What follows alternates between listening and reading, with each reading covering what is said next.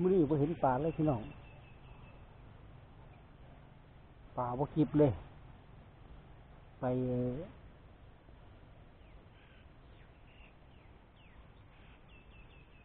สิไปน้องลึงแล้วโทรศัพท์ชาร์จบ่เข้าก็เลยบ่ไปก็เลยมาน้องลงหมู่บ้านปลาบ่ขึ้นบ่เห็นปลาก็เลยง่ายหมายมาลิ้นเปล่าเป็นตะ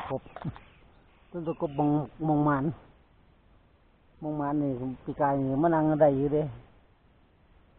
ปลาคอปลาตะเพียนปลาตะเพียนตัวเป็นโลมันนี้ตัวตะเพียนนี่นะมองนี่แหละเมื่อนี้บ่เห็นปลาจิบจักมองอยู่ปีกายปลาโดคือดีเว้นแก่นนี่แหละตัวละเป็นโลขึ้นอยู่เด้ปีกายเอามื้อนี้สิเห็นบ่มื้อนี้สินั่งอีกจักชั่วโมงนึงมันจะ